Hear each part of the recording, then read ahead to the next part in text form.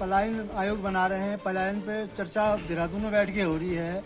हम लोग इतने जंगली जानवरों से इतने दुखी हैं। नमस्कार। उत्तराखंड तक की टीम आज बागेश्वर जिला मुख्यालय से 42 किलोमीटर की दूरी सिरकोट में पहुंची है और क्षेत्रीय मुद्दे पर चर्चा होगी। क्या कुछ प्रमुख समस्याएं हैं यहाँ। हमारे साथ में ग्रामीण हैं।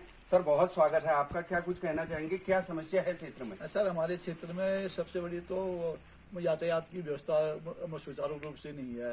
अगर ये एनएम सेंटर से एक गांव लिंक हो जाता है, सिरकोट जो पताखानी की रोड है वहां से लिंक एक हजार पर लगे सिरकोट होते हुए बिजदा रोड होते हुए एनएम सेंटर में मिल जाता तो जो कि अति उत्तम होता है। क्योंकि गांव में जो एनएम सेंटर में एक तो एनएम सेंटर है, महिलाएं गर्भवती होती हैं, रात को आती हैं तो आने की व्यवस्था नहीं है। और फिर नंबर 2 होम्योपैथिक अस्पताल है, अस्पताल की व्यवस्था है। फिर सामने इंटर कॉलेज है, इंटर कॉलेज में सुविधा हो जाती है अगर रोड यहाँ से लिंक हो जाती है तो ये और भी चर्चा करते हैं। बहुत स्वागत है सर। क्या कुछ कहना चाहेंगे, क्या समस्या है सर क्षेत्र में? क्षेत्र की समस्याएं सर्वप्रथम तो जो है मैं सरकार का ध्यान आकर्षित करना चाहूंगा कि पलायन आयोग बना रहे हैं। पलायन पे चर्चा देहरादून में बैठ के हो रही है।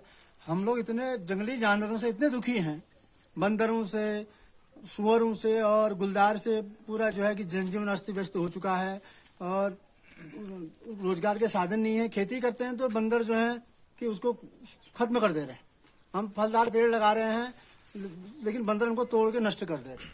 तो बड़ा वह है कि इसमें दुख है। सरकार को इसमें सोचना चाहिए। और यहाँ पे जो है पानी की जो है व्यवस्था भी सही नहीं चल रही है। अभी जल जीवन मिशन में जो है जो कार्य हो रहे हैं बिल्कुल भी वो ग्रामीणों को विश्वास में लेके नहीं हो रहे हैं। और पानी की जो है कि अनियमित आपूर्ति, जब मर्जी आ रहा है जब मर्जी नहीं आ रहा है, इसमें भी सरकार को ध्यान देना चाहिए। और यहाँ पे जो है कि कोई उद्योग लगने चाहिए।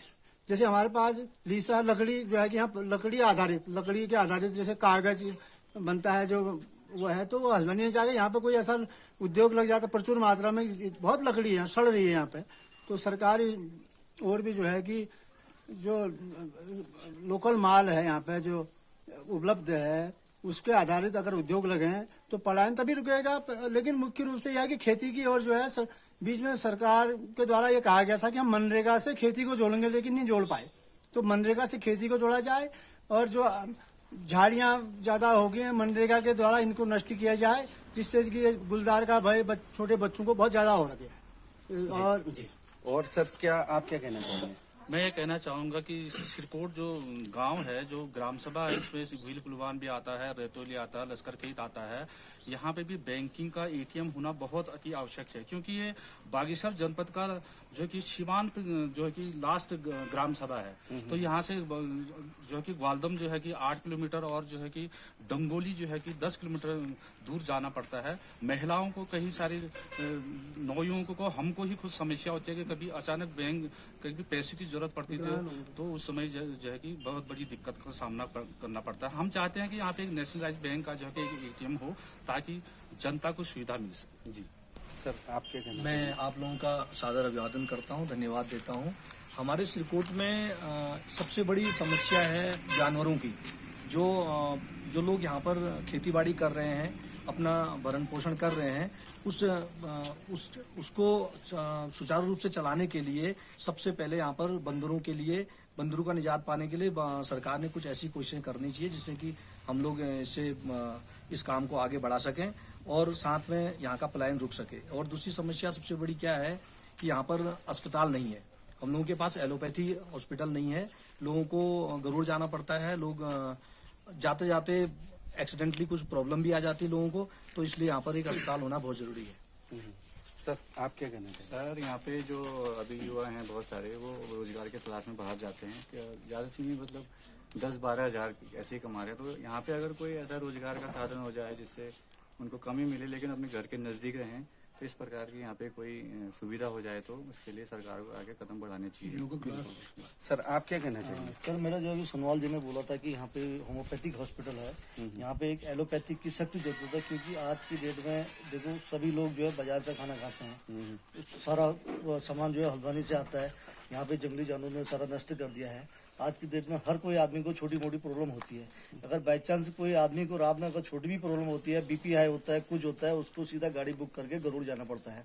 इसी कारण में यहाँ पे जितने भी लोग हैं बाहर के, जो हमारा इंटर कॉलेज है, यहाँ पे जितने भी टीचर लोग हैं, यहाँ पे एक भी आदमी रहने के लिए तैयार नहीं है, क्योंकि वो 20-20, 25-25 किलोमीटर से सुबह दूरी तय करते हैं। लेकिन सरकार ने एक चीज पहले यह भी रखा था, हर कोई टीचर जो है 7 किलोमीटर से ज्यादा दूरी से तय नहीं कर सकता है। लेकिन आज की डेट में वो खाली कहानी थी कि थोड़ा दिन कुछ चला। आज की डेट में आप देखोगे एक टीचर 25-30 किलोमीटर चल के आ रहा है, लेकिन आके सुबह जल्दीबाजी में आता है, 10 बजे तक वो पहुंचता है, शाम को भी जल्दीबाजी में। वो दिन में क्या मतलब मानसिक तौर से मतलब कई चीज टेंशन होती है उनको भी, इतनी दूर से आना, इतनी दूर से जाना। कई बच्चे फिर इस टाइप के होते हैं, कोई कमजोर होते हैं, कोई उनको देखना है।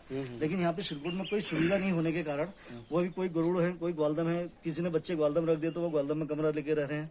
कोई सिरकोट में आज की डेट में कोई भी इस टाइप का आदमी नहीं है जो किराए पे है, क्योंकि यहाँ पे सभी लोकल ही हैं, क्योंकि यहाँ पे सुविधा ही नहीं है। ना यहाँ पे एटीएम है, ना यहाँ पे कोई मतलब सरकारी हॉस्पिटल है कि रात में कोई दिक्कत हो तो वहाँ पे जाके चेक कर सके।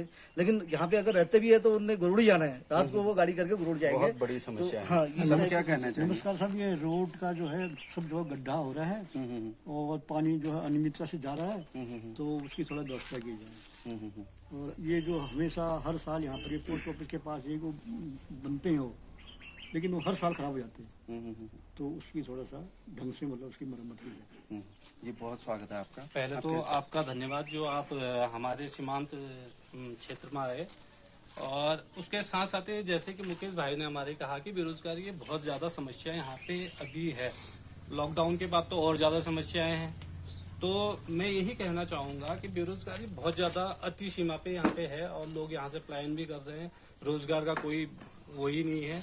और साथ में जो अगर अपना सेल्फ डेवलपमेंट करना चाहता है, कुछ व्यवसाय करना चाहता है, तो सरकार की तरफ से उसको फायदा भी नहीं मिल पा रहा है। सर, जैसे कि ये सरकार कह रही है कि कई योजनाएं, जैसे होम स्टे योजना है और स्वरोजगार के लिए कई सारे प्रधानमंत्री स्वरोजगार योजना, मुख्यमंत्री स्वरोजगार योजना, उससे कई चीजें लाभ सर वो धरातल पे वो चीजें नहीं देखने को मिल रही है ना। ऊपर लेवल तक तो है, योजनाएं बनी है, लेकिन जब हमारे सीमांत क्षेत्र में ये चीजें आदमी सोच रहा है, करने की सोच रहा है, लेकिन उसको बेनिफिट नहीं मिल पा रहा। अपने जितना उनके पास पैसा है उतना वो लगा रहे हैं, लेकिन और जगहों से उनको कोई मदद नहीं मिल रही है, ना ही शासन की तरफ से, ना ही प्रशासन की तरफ से।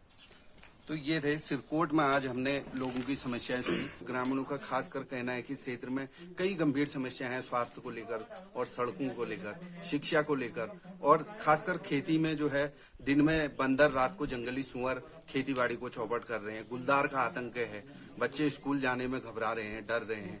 तो सरकार को और संबंधित विभागों को इस पर सोचने की जरूरत है। बागेश्वर से जगदीश पांडे, उत्तराखंड तक।